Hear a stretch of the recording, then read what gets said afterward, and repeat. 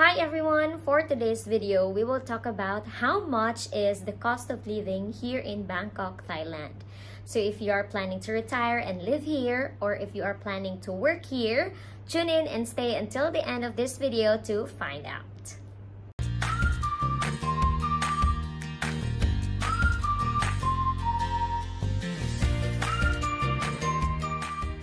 Hello everyone! To those who do not know me, I'm Janine and I recently moved here in Thailand a couple of months ago to work as a teacher. So I'd like to put a disclaimer here before we start that everything that I'll be sharing is based on my personal experience or my personal spendings in a month. So the cost of living in each city varies. It could be different if you are living in Chiang Mai, in Phuket, or in Pattaya. Or you could be spending cheaper than me or much more expensive than me. So it's up to how you personally manage your finances. So guys, please don't get mad at me and instead let's help our kababayans on what are really the insights on the cost of living here in Bangkok, Thailand. So the biggest chunk of our budget goes to our rent. It could be an apartment, a condo unit, or a whole house. So right now, I am renting a condo unit here. It's a fully furnished condo unit with kitchen, living room, separate bedroom, and a bathroom. It also has appliances.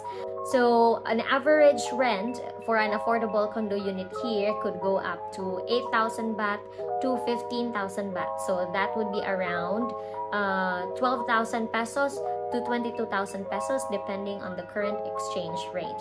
Now condo unit prices depends on the number of bedrooms, the location, and how big the condo unit is, and as well as the amenities that they offer. And I was able to get it for as low as 7,000 baht. So the original offer was 7,500 and my friend was able to bargain it at 7,000 baht. So it depends on how can you lower down the prices to the owners.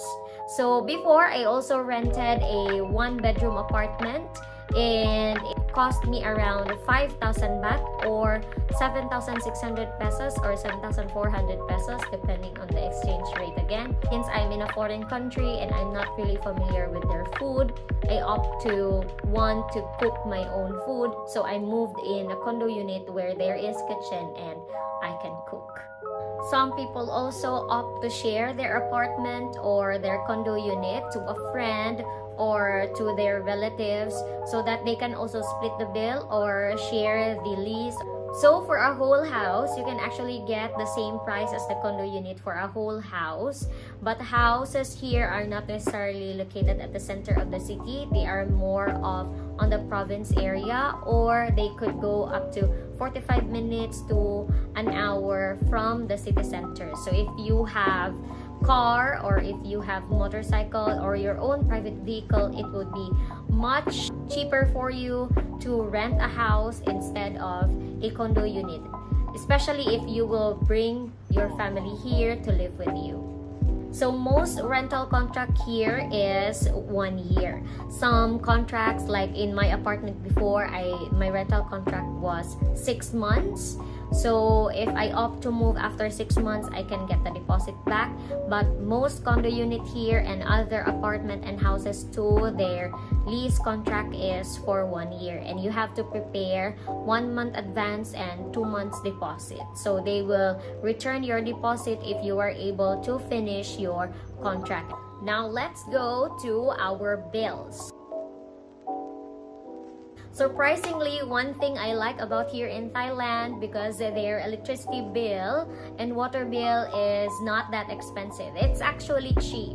So before, when I was renting out in an apartment, my electricity bill can go like 100 baht, or that would be around 152 pesos, and my water bill is around 30 baht or around 45 pesos. So when I moved in a condo unit, my current bill on average would go around 300 baht, 300 to 400 baht. So my average water bill here in my condo unit, it's about 78 baht. And that's about 120 pesos. So fun fact, water here is not actually drinkable. So we buy separate drinking water. And for a week, I can consume 6 bottles of 1.5 liters because most of the time I spend my time in school, so I drink water from school, which is free. So in my condo unit, I stock up 1 pack of water which has 6 1.5 liters, and that will be around 52 baht or 80 pesos. So if I buy 1 pack per week and there's 4 weeks, it will be around 208 baht. It would go around 320 pesos or 300 to 400 pesos. It actually depends on the brand of the water that you buy. I usually opt to buy the cheapest one, so it can go about 45, 52 depending on what is available, and some water can go up to 60 baht. There are actually, we call it 1 baht water machine, so you can put 1 baht and then they will give you like a liter of water, which is also actually safe. If you were to ask me why not just boil water and use it as drinking water, well, actually it's not advised here to drink tap water although you boil it, but you can use the tap water for brushing your teeth, for washing dishes, or when you are cooking. So for me, I do not really personally use the water for drinking or for cooking. I use it for boiling, like boiling pasta or boiling any dish. But when I cook rice, I use the drinking water or the bottled water to cook, and also the bottled water for coffee, for milk, or for anything that I consume or I take. You know, living in a foreign country, you need to be careful about what we consume, okay, because it's very expensive when you get hospitalized here. So aside from the electricity bill and water bill, we also need to pay for our phone bill. So for our phone bill, before I subscribed to DTAC, but later on I switched to AIS. I am not promoting though, but you can also buy TrueMove if you opt to buy the cheapest one. So for AIS, I got a promo which includes a Wi-Fi, unlimited phone data, and also a play box. And I paid about 450 baht, which is around 684 pesos, which is really not bad compared when you pay your internet bill in the Philippines. Okay, so now let's talk about groceries. So actually, I'm very lucky that our school provides free lunch. So I'm just responsible for providing my breakfast, my dinner, and my food for the weekend. And I usually don't eat breakfast, so I just make sure that I have food for dinner and for the weekend. So what I actually do is I buy first all the essential things that I will need at home, like laundry detergent powder, toiletries, and anything that I essentially need in the kitchen before I buy the food products. So in general, I give around 3,000 or 2,000 to 3,000 budget for everything that I will need, because I usually just buy food when I need it. Again, depending on the current exchange rate, which is already affordable. Now, let's talk about transportation.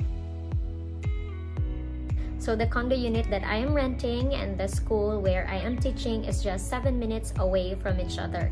So I just walk from the condo unit to the school, which saves me a lot of money from paying a taxi or from paying motorcycle or from riding a BTS or the Sky Train. But if I want to go outside or go at the city center or go to my dentist for dental checkup, so that's the time I pay for my fare. So I pay 20 baht for motorcycle from condo unit to the BTS station, and from the BTS station to Siam or to the other station, I pay 62 baht.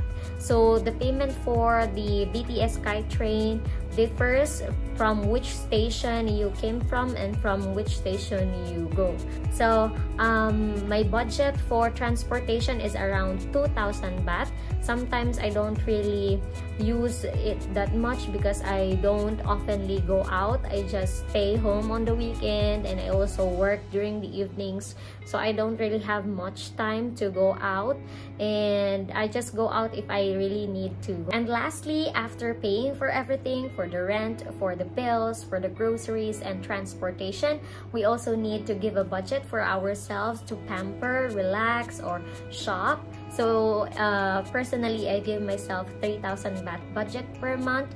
I don't really use entirely all the allowance that I saved for myself, so I just put the rest on my savings if I don't use it in a month. So another part of my budget goes to my medical allowance. Since I have braces, I need to do dental checkup every month, so I pay 1,000 baht for my dental checkup. So if we summarize the amount of money I spent in a month, so if we pay for rent, 7,000 baht, for the bills, we have here the amount, for the transportation too, for the medical, for the groceries, and for the allowance, the total would be this amount, converted to peso also. So it's up to you, how will you spend your money? Some of you might live cheaper than me, or some of you might spend higher than me.